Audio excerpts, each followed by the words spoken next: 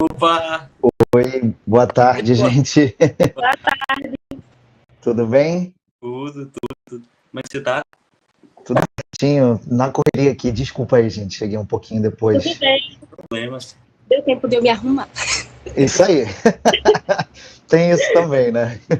Bom, eu sou o Paulo, essa aí é a Arielle, que ela é minha colega, Oi, meu nome é Arielle. Tudo bom, e gente? Isso aí. Café. receber você aqui na entrevista, porque com certeza é uma entrevista que vai agregar bastante para o nosso artigo, né? Que inicialmente ele era uma pesquisa, a professora tinha pedido de metodologia científica para a gente fazer uma pesquisa de algum problema que a gente estava visualizando no nosso âmbito, né? Que é o âmbito das artes cênicas. E Uhum. a gente faz muito parte disso e eu gosto bastante, eu sou fã.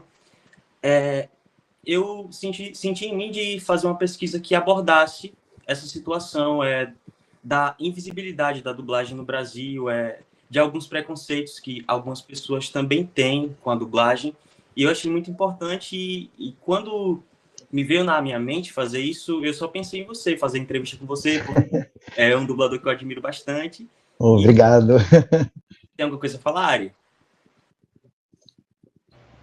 Então, primeiramente agradecer a presença e a colaboração. Eu acredito que é bem apertado, igual para a gente também, que a gente é estudante, que está na correria. Enfim, como o Paulo falou, é muito importante para a gente, está no âmbito da gente, no convívio da gente. Tem pessoas na faculdade da gente que têm esse interesse, como o Paulo tem. É, mesmo eu pensando de uma forma da arte diferente, ainda assim a gente colabora um com o outro. Então, eu quero dizer que é muito importante essa entrevista. Você é uma pessoa muito importante aqui, e eu quero que sinta isso, que fale tudo que você sabe, tudo que você tem a agregar no nosso artigo. E é isso, obrigada. Bom, Gente, eu que agradeço aí vocês me chamarem. Espero contribuir mesmo. E é isso aí. e para a gente iniciar, a gente gostaria de saber como foi o seu começo, a sua trajetória na dublagem. Se teve algum momento ou personagem que te fez perceber, é isso que eu quero fazer. Eu acho que anterior, tipo, quando eu era criança assistindo coisas, não foi por aí que deu esse clique em mim. Na verdade, eu estava fazendo faculdade de artes cênicas e, enfim, né, a gente vai pesquisando ali ao longo da faculdade as coisas. E uma colega, durante o período da faculdade, começou a fazer um curso de dublagem. E aí ela comentou. E eu pensei, pô, maneiro. Mas não foi aquela coisa tipo, nossa, mas ficou ali uma sementinha. Alguns anos depois, já tinha terminado a faculdade, eu falei, eu tenho essa curiosidade ficou ali incubada na minha cabeça, essa sementinha estava ali, não saiu. Falei, vou ver o que que é. Então foi no curso, ali fazendo e experimentando, né, conhecendo ali a técnica, que deu esse link na minha cabeça. Tipo, não foi um personagem específico, foi aprender aquilo ali, que eu falei, caramba, é isso. Eu me vejo nisso, fazendo isso. Acho que dá para, sei lá, tentar me desenvolver nisso. Foi uma vertente das artes cênicas que me puxou. Eu senti exatamente essa força mesmo, né? Porque você vai experimentando as coisas, teatro, aí tem tipos diferentes, realismo, outras coisas, tem televisão, técnica para interpretação de TV e tal. E você vai se testando nessas coisas, né? O que me puxou foi quando eu conheci ali a, a, a, a técnica, né? O fazer ali da dublagem. Gostei bastante, porque eu tinha bastante curiosidade, como você tinha iniciado na dublagem. E seguindo nessa mesma pergunta, quais foram as maiores dificuldades ou desafios técnicos e emocionais que você encontrou nesse caminho? É uma coisa, na minha opinião, tá, gente? Eu acho que é uma técnica muito difícil, porque é muita coisa acontecendo ao mesmo tempo, né? Você tem que olhar uma cena que está acontecendo ali e tentar captar as emoções. Ao mesmo tempo, você tem que ler um texto que está com aquela cena em outra língua traduzida para o português. Você tem que marcar como é que aquela pessoa fala, se ela para de falar em algum momento naquela durante a frase que ele está falando, se respira, se não. Enfim, é muita coisa acontecendo mesmo. Acho que são, sei lá, 5, 6, 7 coisas acontecendo ao mesmo tempo. Você ouvindo, falando, vendo. Então é difícil, assim. A técnica em si, na minha opinião, é difícil. Então requer mesmo um treinamento, né? Você já esbarra nessa dificuldade ali. Você não tem treinamento e começa a fazer. Então você vai batendo cabeça. Você vai, né, tendo dificuldade. E, na minha visão, ao longo do seu desenvolvimento, né, conforme você vai praticando como você puder, ou no próprio curso, depois já começando a trabalhar, né, nos trabalhos que você vai tendo, você vai se aprimorando em cada dificuldade dessas, que estavam acontecendo todas ao mesmo tempo, e você consegue, tipo, não, isso aqui já não é mais um problema para mim. Eu vou focar agora nos outros 5 problemas. E mais um já não é mais tão problema, já consigo, né, marcar as pausas que a gente chama tranquilamente. E você vai focando em coisas, os problemas diminuindo e o seu trabalho vai melhorando. Então, assim, tecnicamente falando, acho que a dificuldade já é essa, assim. E emocional é isso, você tá... Quando a gente trabalha com arte, com artes cênicas, né, você se entrega ali, você lida ali com você e você vai se esbarrando em você mesmo, né? Tipo, até onde eu consigo ir? Ou hoje eu só consegui ir até aqui, vou num próximo conseguir ir um pouco além. Você vai se testando, vai se entregando. Então acho que isso também é uma talvez barreira, não sei se foi essa palavra que você falou. E eu acho que eu também, assim, como eu estava um pouco flutuante ali, né, em me encontrar dentro das artes cênicas, e eu senti esse clique muito forte com a dublagem, foi uma coisa que eu quis muito. Então, quando você vai esbarrando na dificuldade, nas suas dificuldades naquilo, que é uma coisa que demanda mesmo tempo para você ir melhorando, e, enfim, as coisas não acontecem tão rápido, assim, num geral, né? Então você vai esbarrando nessa questão, tipo, às vezes eu saía, sei lá, de uma gravação ou do próprio curso, caraca, muito triste, gente, como eu mandei mal, eu não vou servir para isso e tal. Você esbarra nessa questão também. Acho que era isso. Eu queria perguntar algo para agregar, né? Quais foram os recursos que te auxiliou para melhorar a dublagem quando você entrou e até hoje? Bom, eu acho que no meu início eu tive a oportunidade de fazer assim um tempinho grande de curso assim de dublagem, né, com profissionais bons. A Maíra Góes foi uma das minhas professoras, fiz muito tempo com ela curso, o Ronaldo Júlio. Então eu acho que fazer curso com pessoas bem capacitadas foi uma coisa boa, né? Eles são profissionais excelentes, eles te dão um feedback bom.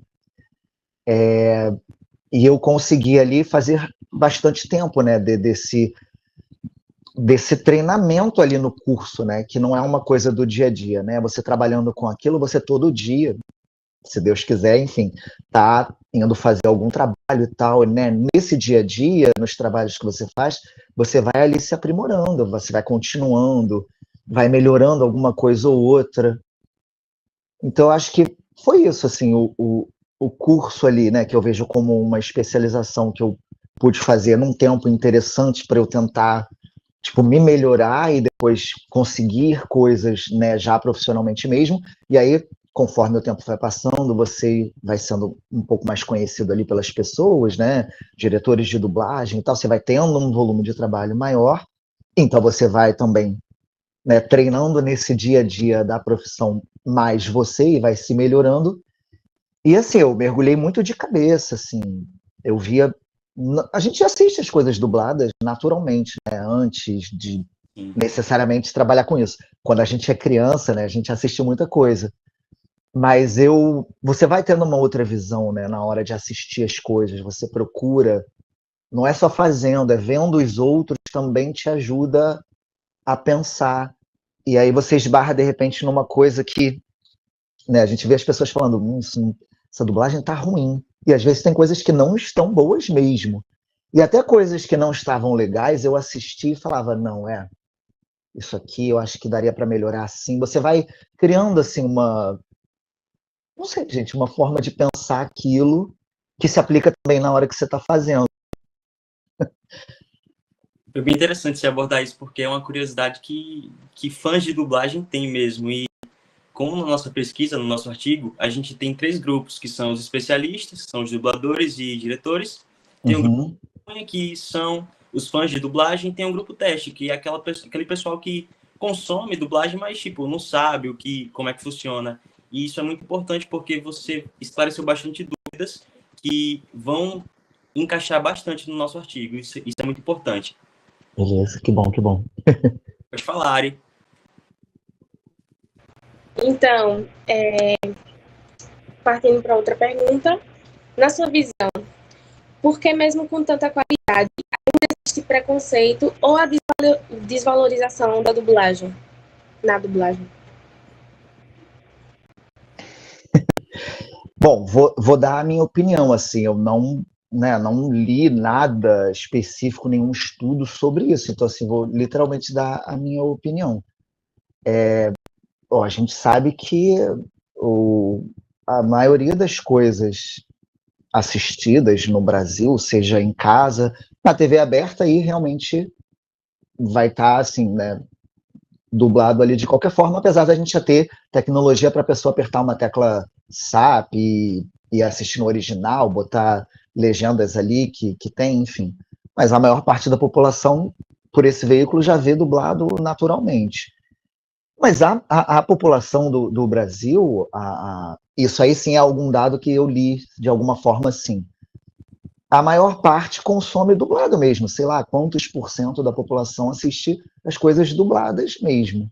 Então, muito doido, né? Tipo, desvalorizado como, né? Se a maior parte das pessoas assiste dessa forma. E eu acho que a gente talvez esbarre, primeiro, que vão ter coisas, sim, feitas na dublagem que não vão estar muito boas ou que vão estar ruins, enfim. A gente esbarra em muitas questões, né? Tem coisa que é feita fora do Brasil. Tem umas questões meio doidas. Então, talvez tenha, assim, algum produto ali que a qualidade não vai estar bacana. Aí já causa um impacto ali no público de uma forma negativa. Aí, se a gente esbarra também em pessoas que, né, a dublagem, a pessoa não vai precisar ter certos, vou chamar de trabalhos, assim, né, para assistir. Ela não vai precisar saber aquela outra língua, que hoje em dia não é só inglês ou espanhol, que era uma coisa que talvez fosse mais fácil as pessoas terem estudado e saberem para poder assistir ali na língua original. Pô, hoje a gente tem japonês, coreano, turco, indiano. Pô, acho mais difícil que a pessoa vai ter o conhecimento de todas aquelas línguas, né? Ela vai, no mínimo, ter que botar ali uma legenda. E aí a pessoa também vai ter que assistir e ler ao mesmo tempo. Tem pessoas que, né, têm um problema de visão ou já estão mais idosas, não conseguem ler tão bem, acompanhar tão bem. Né? Tem pessoas que têm problemas de visão, não vão conseguir ler mesmo. Então, acho que a dublagem tem uma importância ali que talvez quem não precise dela não vai pensar nisso. E aí talvez desmereça, não sei se seria essa a palavra, assim, desmereça um pouco o trabalho e a importância. Né? Não foi procurar saber, não consome, às vezes a pessoa não consome e já fala mal naturalmente. Ai, dublado não dá. A gente vê isso assim, eu vejo de pessoas que eu conheço, amigos ou colegas fora da dublagem, né? Você vê eu falando isso às vezes, eu falo, gente, não dá por quê? Você foi ali assistir, deu uma chance, tava ruim, me fala, beleza, e não dá mesmo. Então, eu acho que cai um pouco nisso, assim, no lugar comum da pessoa que não precisa consumir dessa forma, né, da forma dublada, e aí ela também já falou ali mal. Ai, não, não quero. Tudo bem você ver no original, tudo bem se você prefere ou se você consegue consumir dessa forma, mas eu acho que talvez caia um pouco nesse lugar da pessoa já falar mal um pouco sem consumir, sem ter visto. Mas também a gente esbarra no que eu falei, coisas que são feitas e não estão muito boas mesmo, então complica, né? No caso, formulando a pergunta, né, é falar sobre o quão importante é a dublagem para outras pessoas sem ser nós mesmos que não temos esses problemas, tipo deficiência visual, que é muito importante, né? Tem a audiodescrição, que a gente falou muito com o outro dublador, que é muito importante isso ter citado também. Uhum. E, enfim, é sobre isso mesmo, sobre a gente valorizar o que pode ajudar não a gente, mas outras pessoas. Sim, é um trabalho de acessibilidade, né?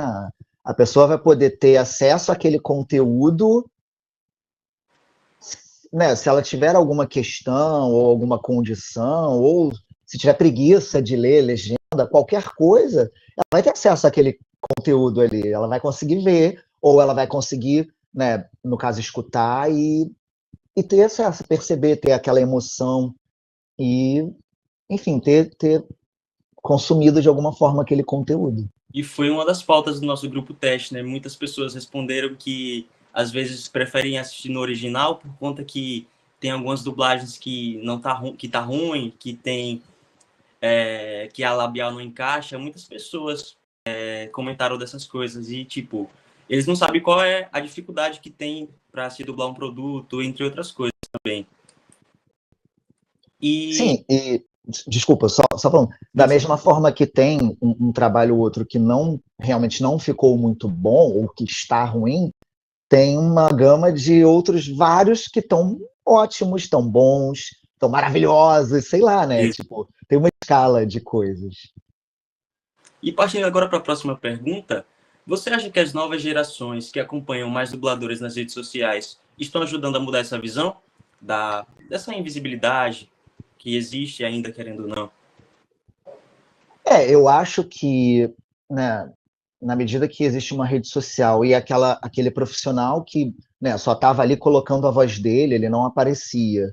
Então já era um pouco mais difícil as pessoas se ligarem nisso ou saberem, né, dessas pessoas. Com a rede social ficou mais fácil, né, de você conhecer, ir atrás, ver, de repente ali o conteúdo da rede social dessa pessoa, que aí vai misturar de repente alguma parte pessoal, mas também o profissional, e aí você começa a ter acesso exatamente dessas coisas que as pessoas não sabem, né? Tipo, um pouco da parte técnica, um pouco de coisas que de repente a pessoa vai vendo, nossa, caramba, era isso, era assim. Então as pessoas vão dando talvez uma valorizada assim no trabalho ou em profissionais específicos que gostam mais. Eu acho que contribui, sim, para as pessoas verem, num geral, de uma forma melhor. Sim, acho que é muito importante o trabalho das redes sociais hoje em dia, né? Porque dá visibilidade, querendo ou não, né? Porque uma coisa que antigamente não se tinha muito nas redes sociais, mas hoje em dia a gente tem fóruns de dublagem, né? A gente tem sites específicos, então, sim, no reconhecimento dos dubladores. Acho que a Ara agora tem uma pergunta. Então, tem algum detalhe técnico ou criativo de processo de dublagem que você acha que o público nem imagina, mas que deveria conhecer? não sei se tem na minha cabeça, não sei se tem alguma coisa muito específica, né? Como eu falei, para mim eu vejo como uma coisa ali que você tem que resolver várias coisas ao mesmo tempo, várias coisas técnicas, né? Ler um texto e tal. Eu vejo algumas pessoas não, tipo, ficando surpresas, digamos assim, tipo, em saber que a gente não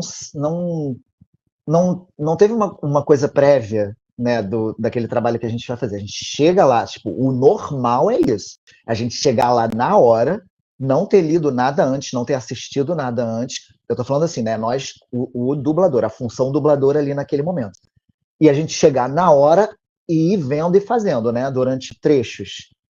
As pessoas ficam, caramba, você leu o texto antes? Você não decorou nada? Não, gente, é tudo ali na hora. É erro e acerto.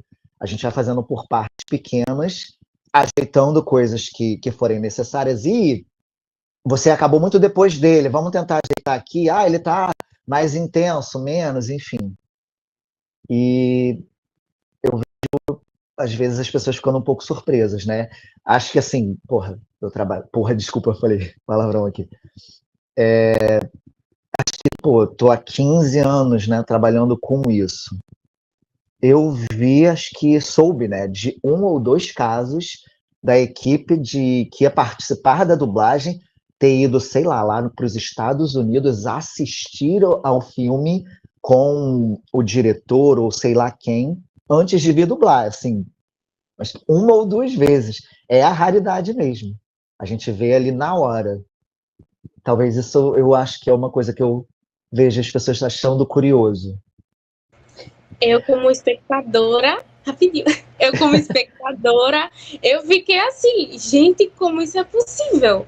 Como que isso é possível? A gente, para decorar, para aprender um texto, interpretar, para apresentar num teatro, enfim, na rua, ou no que seja.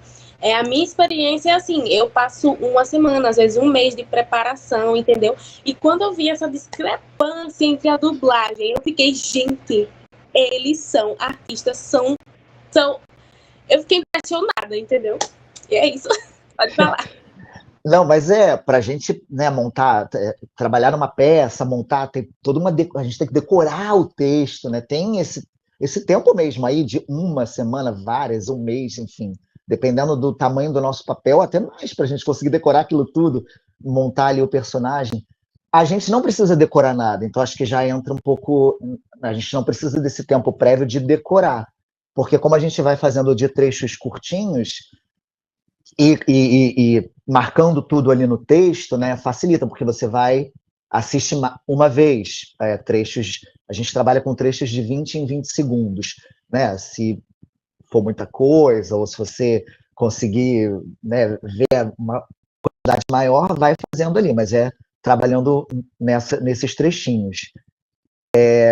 Você não tem muito o que decorar, né? Você marcou ali coisas no texto, então você vai fazendo já, né? Você assistiu uma vez, de repente mais de uma, 2, você lembra ali mais ou menos. Como você está lendo ao mesmo tempo, não precisa decorar, é isso. E dependendo do personagem que a gente vai fazer, a gente também tem ali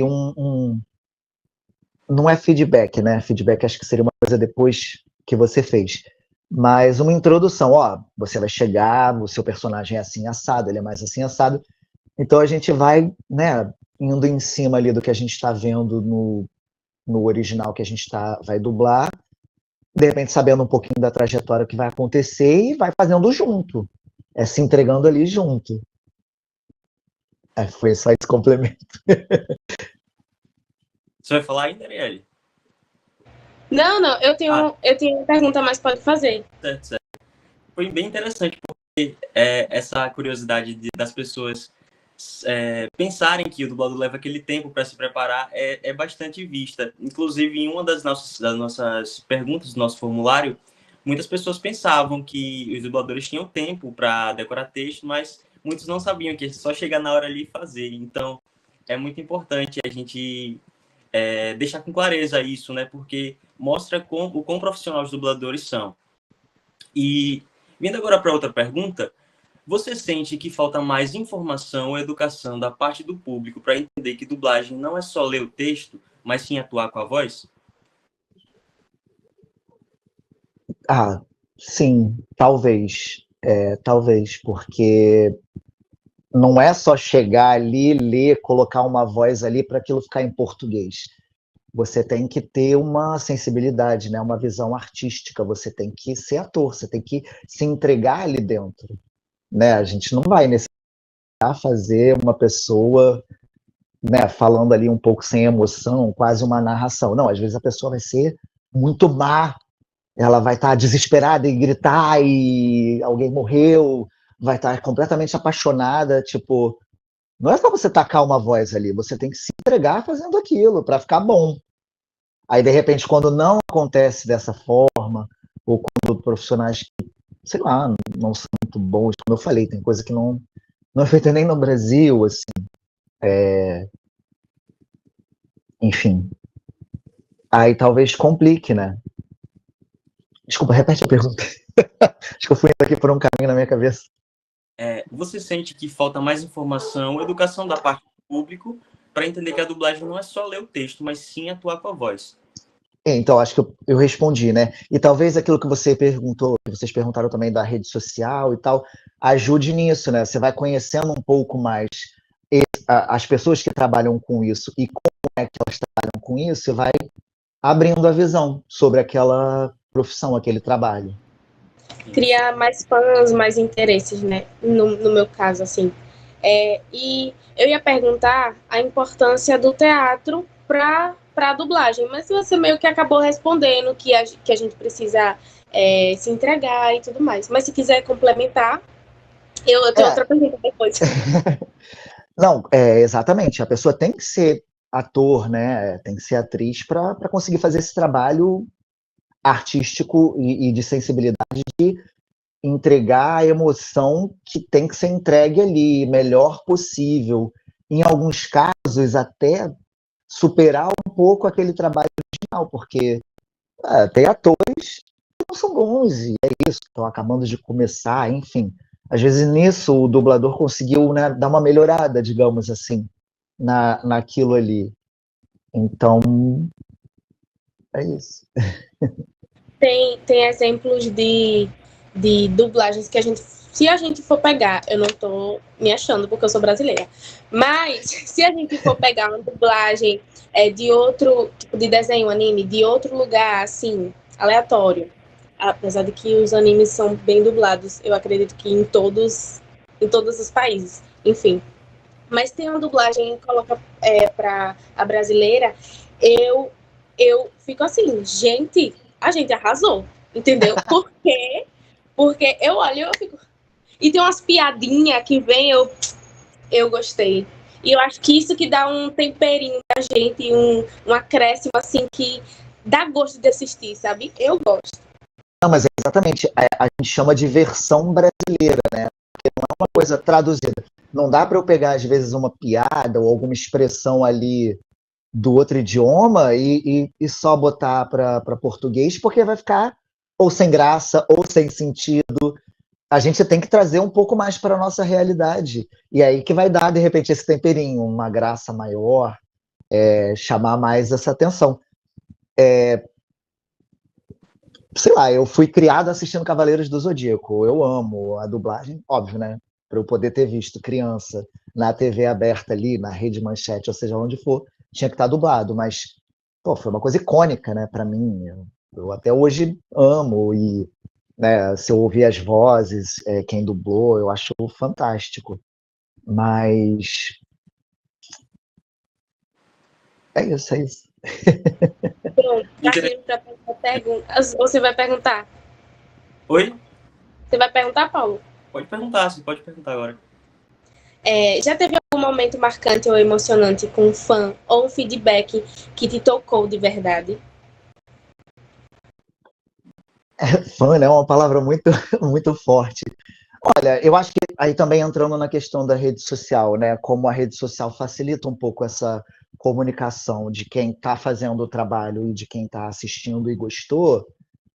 Às vezes eu recebo ali mensagem no Instagram ou em alguma rede social, tipo uma mensagem que eu vou ler, sabe, uma mensagem positiva ali, um carinho com algum trabalho que eu fiz ou com o trabalho, né, em geral, ou meu, ou dos dubladores mesmo, assim, ou um trabalho específico que eu fiz, a pessoa assistiu, curtiu o trabalho e tocou ela de alguma forma.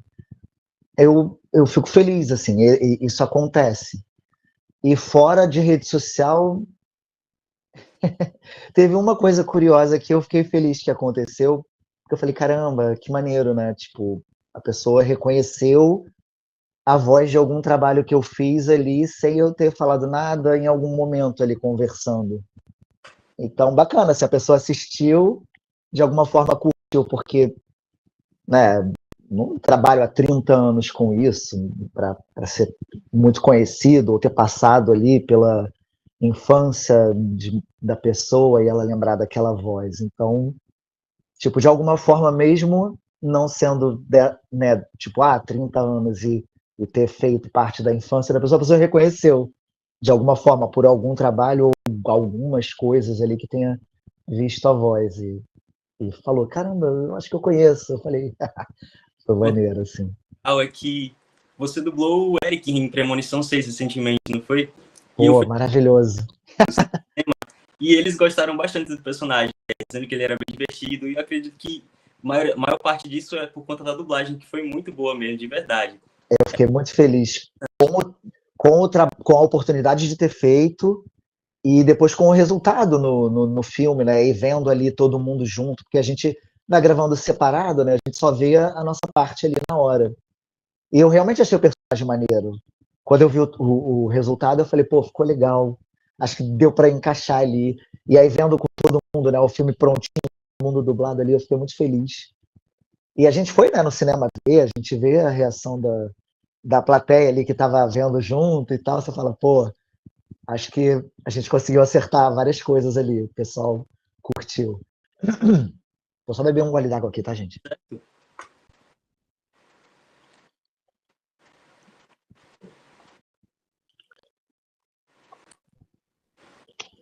Partindo agora para umas perguntas mais especiais, eu vou falar agora um pouco de novela mexicana, que a gente sabe que você dubla bastante. Eu amo. Eu queria perguntar para você, como é para você dublar novela mexicana? Você acha que esse gênero tem um lugar especial na memória afetiva do público brasileiro? Com certeza tem, porque aí eu vou também me colocar nesse lugar do público, né? Eu, criança, né, assistindo ali, acho que é a primeira vez que exibiu, sei lá, a Usurpadora, alguma das novelas lá da trilogia Marimar, Maria do Bairro. Enfim, né, eu ali criança já vendo aquilo, eu amava, assim, eu cresci assistindo novela mexicana. E eu amava ver, é uma coisa que eu realmente gosto de assistir. Então eu acho que não só em mim, mas como numa grande parte do público, tem esse lugar especial, né? Esse carinho ali com a novela mexicana. Que a gente sabe que é um outro lugar, né, da interpretação, né? Uma coisa um pouco mais... Eu vou chamar de over, não seria necessariamente essa palavra, mas é assim. Então eu acho que tem um lugar especial para as pessoas. Para mim, com certeza tem. Beleza. E partindo desse mesmo ponto, eu gostaria de saber se existe alguma diferença no jeito de dublar a novela mexicana em relação a séries e filmes. Exemplo, ritmo, intensidade, emoção e o melodrama que a gente sabe que as novelas mexicanas têm, né? Exatamente. A intensidade das emoções, ela realmente é um pouco mais marcada, né? Ela vai para um lugar ali um pouquinho diferente. Mas eu acho que é mais isso, sim, porque tudo que a gente for fazer vai ter alguma diferença, né, entre um trabalho ou outro. Se eu for pegar, como você falou, uma série ou, sei lá, um desenho, aquilo está em inglês, eles têm um ritmo de falar que talvez seja um pouco ali completamente diferente, mas, né, tem um jeito de falar parecido com a gente. Então a gente consegue ir seguindo ali uma coisa. A gente vai pegar um negócio coreano, acabou, assim, é completamente diferente.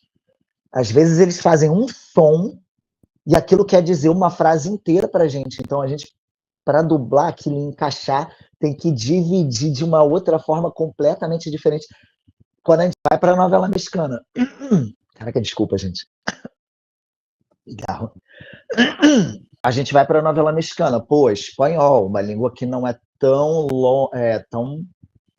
afastada da nossa, porém com diferenças tão marcantes que não tem como ver no original, porque vai ter coisa que a gente não vai perder. Ou às vezes uma velocidade de falar maior do que a nossa.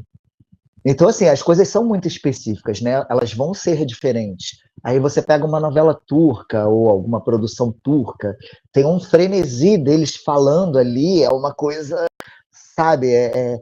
Você vai ter uma peculiaridade para poder se encaixar dependendo da língua que aquilo tá, né? E acho que a novela mexicana ela tem a particularidade, a peculiaridade dela, que vai na forma de falar, às vezes muito rápido, às vezes não, e essa emoção mais intensa.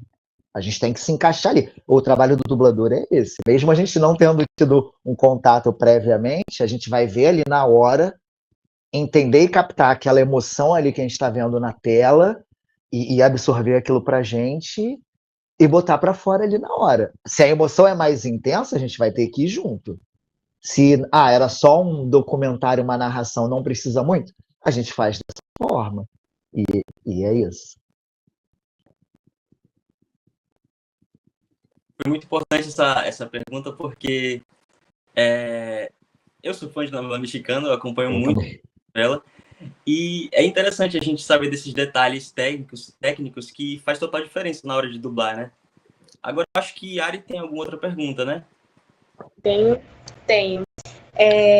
Eu vou ressaltar, eu sou muito fã de série asiática, muito. Paulo é muito de mexicana, né? E eu fico surpresa, porque ele sabe muita coisa. Enfim, tem algum personagem de novela mexicana que foi mais desafiador ou que marcou mais a sua carreira? Bom, nas coisas mexicana que eu fiz, com certeza foram esses 2 últimos papéis que eu fiz do ator Juan Diego, acho que é Covarrubias que pronuncia o sobrenome, que ele chegou lá no Vencer o Desamor, que passou no SBT, um vilão, assim, caraca, primeiro vilão de alguma, não sendo o maior vilão da trama, mas um dos vilões. Então foi muito legal fazer esse trabalho. E de novela mexicana, acho que naquele momento que passou, era o maior personagem para a novela mexicana que eu tinha feito até então. Né? Porque ele estava bem presente ali na história, apesar de em algum momento ele vai para outro lugar. Enfim, na história ali ele viaja, depois volta, então ele dá uma sumidinha, mas ele volta. Mas assim, um personagem muito bom, muito interessante e vilão, de alguma forma. Então foi muito maneiro fazer. E agora estou dublando de novo nas Filhas da Senhora Garcia. Não é um vilão, mas está ali no meio termo, né? Porque também ele não é mocinho e também está bem legal de fazer. Eu queria perguntar também sobre importantes personagens ou que te marcou, ou a diferença que foi dublar tal personagem em geral, assim, um que você pensa que você, meu Deus, eu tive muita dificuldade de fazer esse, ou tipo, foi muito diferente do que eu fazia e eu tive que me esforçar de tal jeito, e eu queria saber essa sua experiência. Bom, se for falar de dificuldade, eu tenho 2 personagens que eles estão assim, lá, assim, reinando no Olimpo da dificuldade para mim. Que primeiro foi um dorama que eu fiz, que era o Tudo Bem Não Ser Normal. Aí eu dublei um dos irmãos e ele é autista, ele, né, tinha algumas questões ali. Então, assim, sendo em coreano ainda por cima, foi o primeiro, assim, foi o trabalho mais difícil que eu tinha feito até então na minha trajetória. Realmente foi muito difícil. Como eles são coreanos, é uma boca completamente diferente e um jeito de falar diferente. Como eu falei, né? Tipo, às vezes uma sílaba, um som deles quer dizer muita coisa, ou às vezes a gente vai falar 2 palavras e eles estão falando mais coisa, para a gente entrar naquele idioma ali, encaixar e aquilo ficar em português assistindo, é difícil. E aquele personagem, ele era muito difícil. Então, às vezes, eu usava muito a minha mente, assim, é um trabalho muito mental, né? A gente se entrega muito ali e se for difícil, a gente, né, sai exausto mentalmente mesmo. Então, aquele trabalho assim, foi muito, muito, muito difícil. Né? Óbvio, a gente vai esbarrando em dificuldades ao longo de tudo, mas ali eu acho que foi num nível extra. Mas depois daquilo, veio uma coisa mais difícil, de alguma forma. Eu nem sabia que seria possível. Eu dublei uma novela turca, que aqui tá como A Sonhadora, tá no Globoplay. E aquele personagem, ele era tão frenético, tão intenso, tão... que foi muito difícil. Foi muito difícil. Eu ouso dizer que, pelo menos para mim, né, a gente chegou ali, né, o trabalho nunca é só o dublador, é o dublador, o diretor de dublagem e o operador de áudio técnico ali ao mesmo tempo. Caraca, o negócio era impossível. E sabendo que era impossível, a gente foi lá e fez. A gente deu o nosso jeito e fez, mas foi muito difícil. Ali, às vezes, eu ia fazer... A gente, né, às vezes a gente vai dublar, não sabe o que que é, a gente realmente descobre ali na hora. Às vezes não é nada que você fez anteriormente, é só um filme ou uma participação em alguma coisa específica daquela vez. Às vezes não, é uma série que você, né, quando marcam com você, já sabe que é a continuação daquilo. Quando é uma novela, a mesma coisa. Às vezes eu ia para fazer, eu falava, caraca, meu Deus, eu vou sair de lá louco hoje, mas vamos. Então, assim, foi muito difícil. O JJ, da novela Sonhadora. E esse do dorama foi o Mun Sante, do Tudo Bem Não Ser Normal. De dificuldade, assim, foi isso. Eles estão marcados na minha vida mesmo, assim. Sim, eu sei quem é o Musante, enfim. E a dublagem ficou ótima, ele é um fofinho, passa por momentos difíceis, mas, enfim, voltando para a dublagem mexicana, eu queria perguntar se ajudou... Oi? Eu tinha um ponto antes. Pode falar. Uma curiosidade, na verdade. Você mencionou que você tinha dublado o vilão, que era quase o vilão do Juan Diego Covarrubias na novela Venceu o Desamor. Aí eu lembrei que você também dublou o Wes em Pretty Little Liars. Sim. Que foi a segunda temporada, não foi? Eu amei aquela dublagem, ficou muito boa, de verdade. Obrigado. E ele foi uma surpresa, porque ele participa ali, né, da primeira temporada como um cara idiota, mas nada demais. E aí você chega na segunda temporada, ele era o vilão por trás das vilanices que aconteceram, né? Isso é maneiro. É uma surpresa para quem está assistindo também. Para quem está assistindo, não, desculpa. Para gente que vai fazer ali na hora, né? Você fala, caraca, eu não acredito! Vocês descobrem na hora também? Às vezes sim, porque, por exemplo, ele era o vilão, mas ele escondia isso. Às vezes, mesmo o diretor te explicando coisas ali para você ir seguindo, às vezes ele não te conta isso, porque se ele não demonstrava antes, se a gente não souber, a gente não, vai ser uma surpresa também lá na hora, e aí, tipo, enfim, não que saber antes atrapalharia, né? Você sabe que ele é vilão, mas se ele está me enganando que não é, você vai fazendo dessa forma. E voltando para a pergunta, você sente que as novelas mexicanas ajudaram a aproximar o público brasileiro, eu acredito, da dublagem, mesmo sem saber quem estava por trás das vozes? Com certeza, porque se a gente para pensar nessas novelas, eu vou falar das novelas mexicanas de quando eu era mais né, criança, enfim, mais lá para trás. Que aquilo tá no imaginário do público, né? Aquelas vozes. Você vai ver um Ricardo Schnetzer no Fernando Colunga, a Guilene na Thalia, a Sheila Dorfman na Usurpadora, eu falo Paola Bracho. Bom, sim, a Paola, a Paulina. Esse é o nome da atriz, gente. Gabriela Spanik. Gabriela Spanik, isso. Então, com certeza, né? Isso, as vozes, essas interpretações nesses papéis icônicos, né? De tramas maravilhosas, né? Estão aí no imaginário da gente. A gente cresceu junto daquilo. E eu acho que agora, né? Estava passando, sei lá qual reprise, qual era o número da reprise, sei lá, a 7ª vez que... Era a 8ª reprise da Usurpadora. 8ª. E eu acho que fez sucesso, estava marcando uma audiência boa. Agora tá vindo aí Maria do Bairro e tá atingindo níveis legais ali. Então você vê, mesmo tendo passado várias vezes, a galera vai lá e vai ver de novo. É uma coisa icônica mesmo. Faz parte e acho que...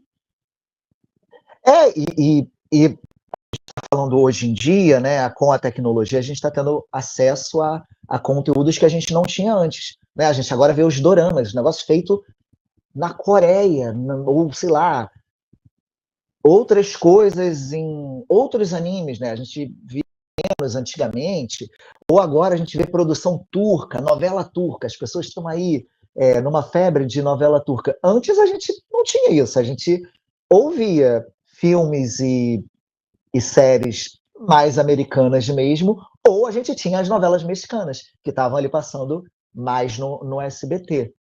Então, com certeza, é uma produção muito importante, né, culturalmente aqui no Brasil. Sim, verdade. Agora, para E, falar. e só para concluir mesmo essa pergunta, a gente consegue perceber que os fãs de novela mexicana, eles gostam bastante de se envolver com a dublagem. Quando a gente vai no Twitter, assim, procurar a hashtag, por exemplo, das Filhas da Senhora Garcia, muita gente elogiando a dublagem, e é muito interessante de ver. Que bom, a gente fica feliz, porque é isso, né? Tipo, a gente ali tentar fazer nosso melhor, entregar, e se bateu no público dessa forma, a gente fala, que bom, então deu tudo certo. A gente chegou ali, né? A gente chegou ali.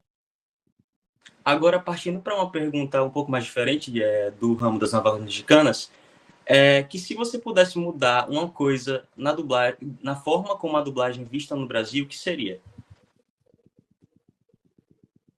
Na forma como ela é vista, eu acho que eu vou cair nesse lugar aí, desse preconceito que a gente vê que algumas pessoas têm, e eu acho que uma parte dessas pessoas não tem muito embasamento, como eu falei, acho que a pessoa nem consome para já estar falando mal, né? Já que ela vê lá em inglês e dane-se.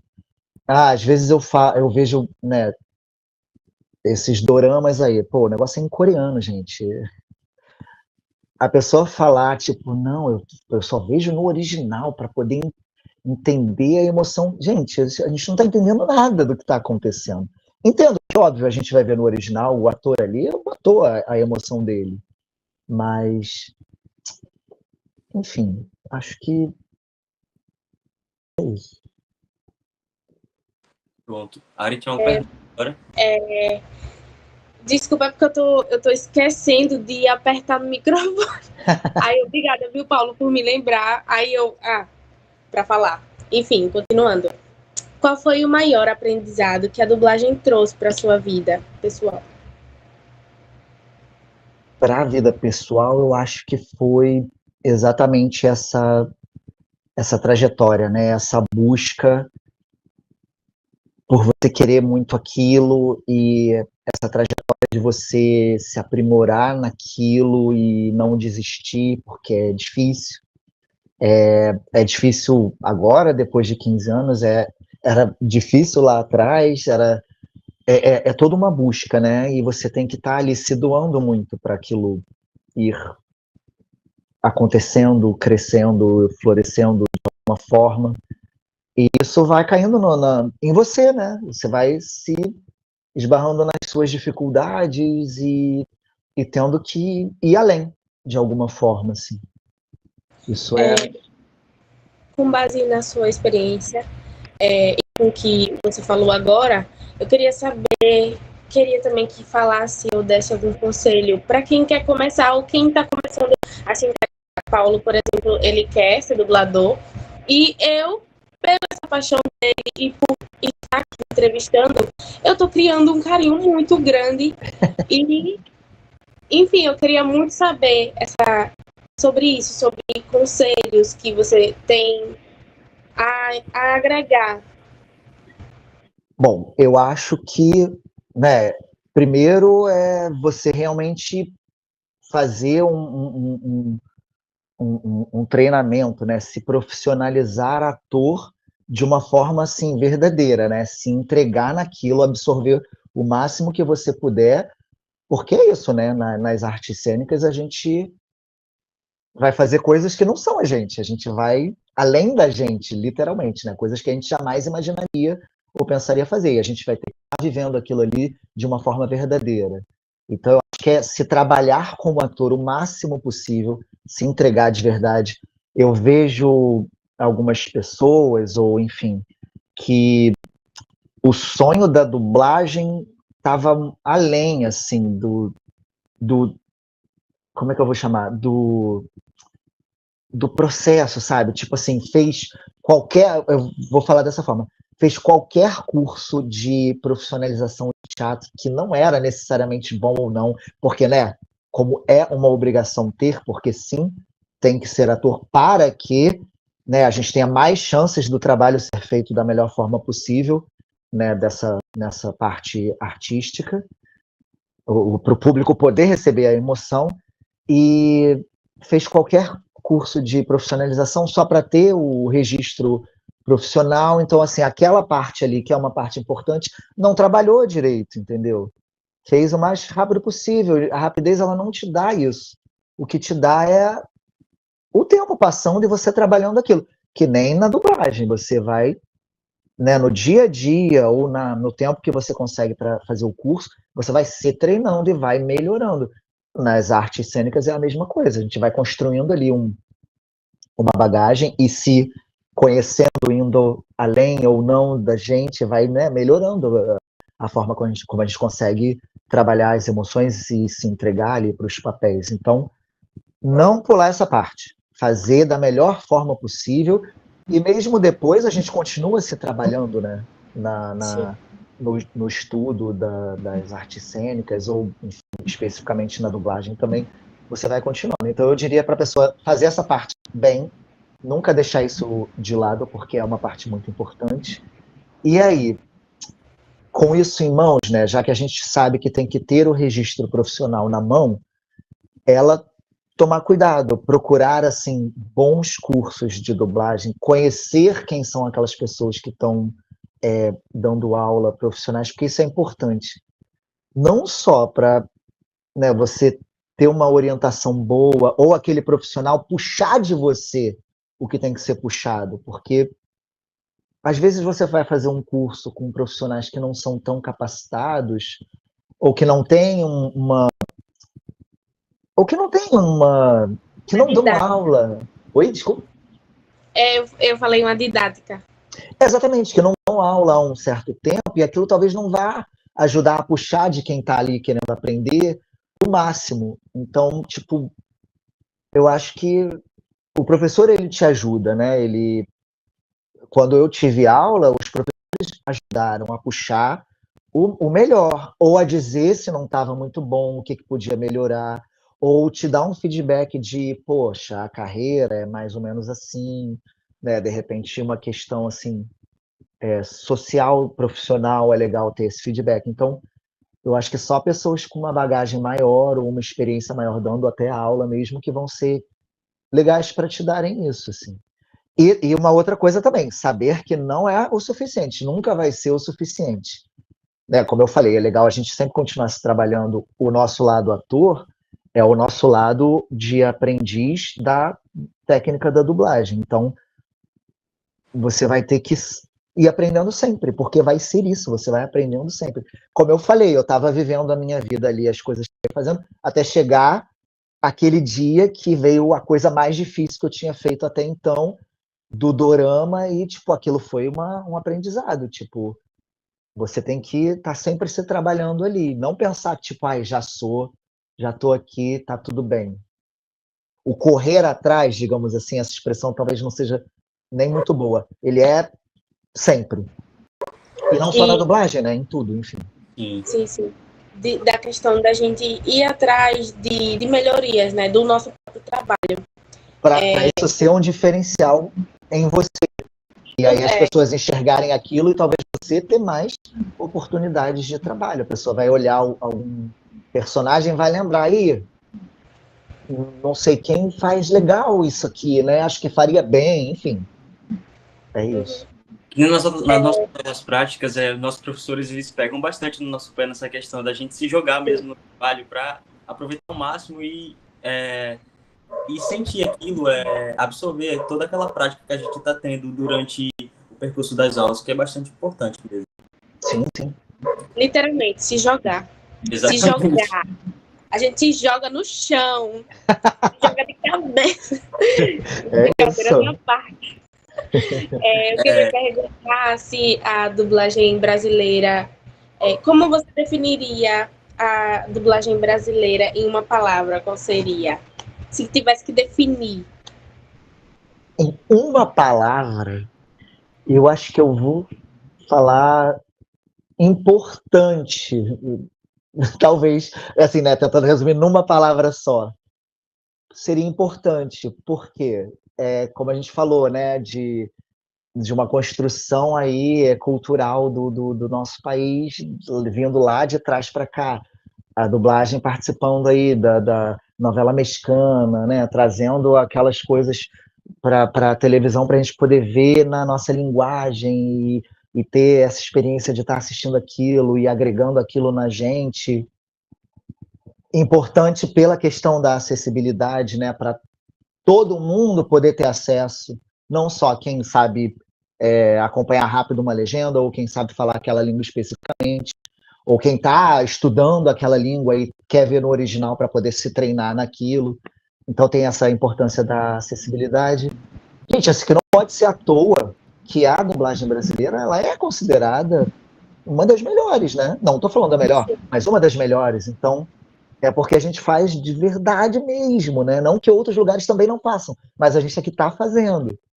Então, num geral, né? A gente sabe que vai ter uma coisa ou outra que não vai ser boa, mas talvez isso seja em todas as profissões. Enfim. É isso. Porque aprofundou bastante tudo que o nosso artigo quer discutir, né?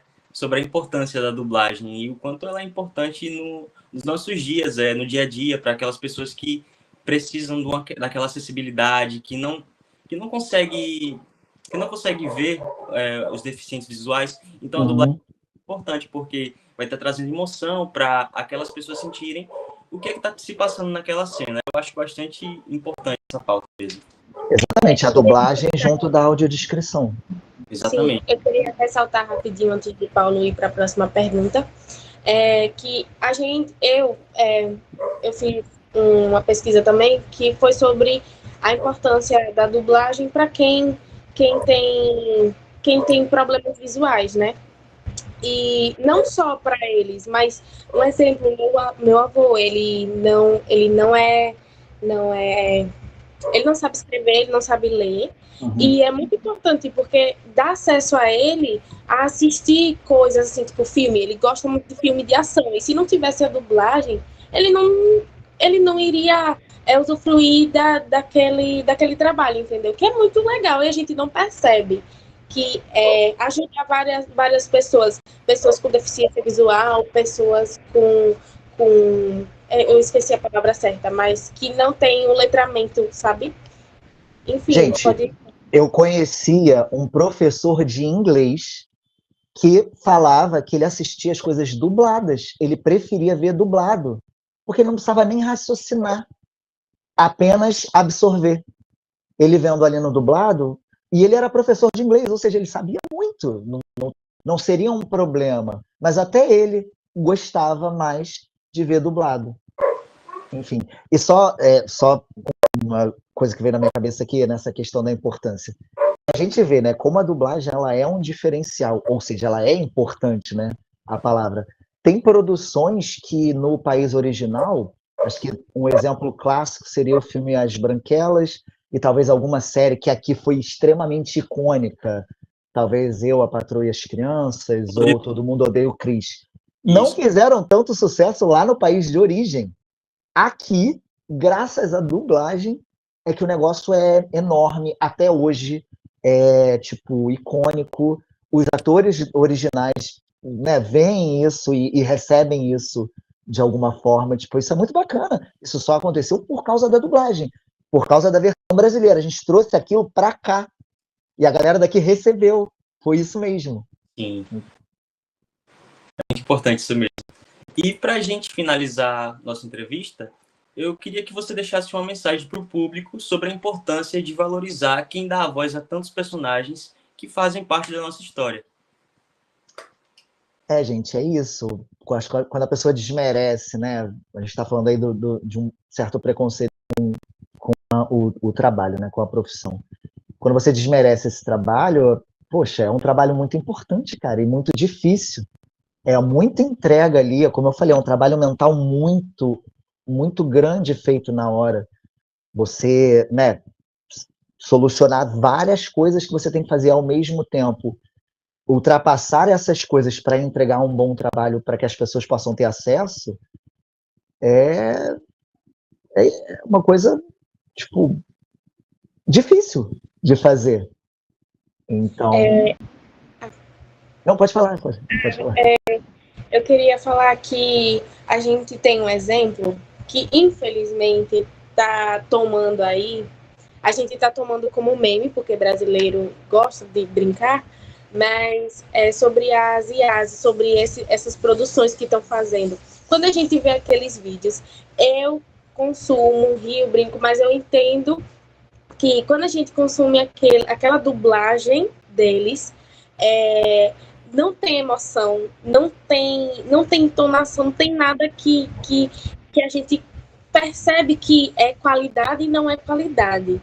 E eu acho que isso está afetando muito, entendeu? Tem gente brincando muito, sem entender. Assim, nós, como artistas, a gente consegue saber o quanto isso afeta e quanto isso é importante da gente falar que, enfim, sobre as técnicas que o dublador em si usa e que isso meio que desvaloriza essa profissão.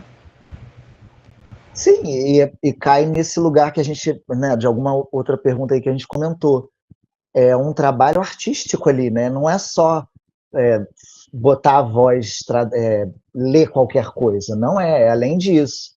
Não adianta você botar um robô para apenas traduzir. Ele não vai entregar a emoção que faz parte daquilo, e como a gente está falando, que de alguma certa maneira fez com que produções lá de fora fossem mais famosas aqui no Brasil do que no próprio lugar de origem. Se você botasse um robô para traduzir e acabou, não seria o caso. Então, dizer que não é necessário que o robô pode fazer, acho complicado. Acho que, enfim, uma coisa que a gente está vendo aí, né, que está acontecendo agora, enquanto a gente está vivendo ou até trabalhando com isso. Acho que a gente tem que ir vendo aí as coisas e não é tão simples, com certeza. Eu acho que, assim, baratear o custo para os clientes, eles vão querer. Agora, até onde isso vai ser bom para quem vai consumir o produto, né? E talvez isso também caia nesse lugar de quem consome é quem vai ter que mostrar que, né, se realmente vamos qualidade. Vamos dar um exemplo aqui. Um streaming X agora só vai ter coisa dublada por IA. Se não for bom, os consumidores têm que ir lá e reclamar, porque só quem consome é que tem esse poder. Então, é isso. A gente está vivendo esse momento e vendo as coisas se desdobrarem, né? Ainda está acontecendo. Sim, verdade. E é muito importante ser discutido também, porque é um instrumento que poderia ser utilizado com mais inteligência, mas muitas pessoas vão utilizar somente para querer destruir empregos, porque essa robotização que a gente tem é muito, como é que eu posso dizer? É muito importante utilizar-se de uma forma correta, que não atrapalhasse a indústria trabalhista e a indústria da arte também, que a inteligência artificial quer tomar. E é uma coisa importante ser discutido mesmo. Gente, às vezes eu fico pensando, assim, agora uma coisa assim, um comentáriozinho muito pessoal. Caramba, já são mais de 8 bilhões de pessoas no mundo, cara. Né, um pouco mais, mas já ultrapassou o 8.000. Caraca, como é que você vai ir, tipo, acabando com trabalhos, sabe? Sendo simplesmente acabar e não pensar naquilo e transformar para que as pessoas sejam absorvidas, né? A gente está falando de empregos que a pessoa teve que se especializar, teve uma preparação, uma formação muito específica, assim, demorou anos. Não é muito simples, tipo, acho meio doido, assim, não pode ser tão simples. Enfim. Acho que apenas dizer, tem que se reinventar, eu acho que cai num lugar meio comum, meio de não preocupação estranho. Não pode ser tão simples, entendeu? Relevar algo que não deveria ser relevado. Eu acho isso. Enfim. Pode falar, Paulo. Não, você ia falar? Não, só foi isso. Tá certo. Então, Cafi, a gente finalizou por aqui. A gente gostaria muito de agradecer a você. Oi, gente. Eu agradeço muito mesmo por você ter topado participar dessa entrevista, porque, como eu disse no início, vai agregar muito ao nosso projeto. Foi uma conversa muito boa, que a gente recebeu informações que a gente tinha curiosidade, e a gente gosta muito de compartilhar essa conversa com outras pessoas, né, para eles terem um conhecimento dessa determinada área da dublagem e algumas curiosidades também sobre essa invisibilidade que a gente ainda enfrenta hoje em dia, mesmo não sendo tão grande, mas a gente enfrenta. Então, agradeço de verdade mesmo por você ter topado, e é isso. Eu que agradeço. Desculpa, fala. Eu quero muito agradecer, que é de muita importância, mesmo as coisas que Paulo falou, que está aqui em cima de mim, que eu estou vendo aqui. Enfim, eu quero muito agradecer, é muito importante tudo que você falou, as pessoas que você citou, por onde você passou, né, a trajetória e a sua experiência, e falar o que você acha dessa questão do preconceito, dessa questão de alguns tipos de desvalorização com algumas pessoas e como a dublagem ajuda essas pessoas. Quero agradecer e também pelo seu tempo, pela sua presença, e eu amei.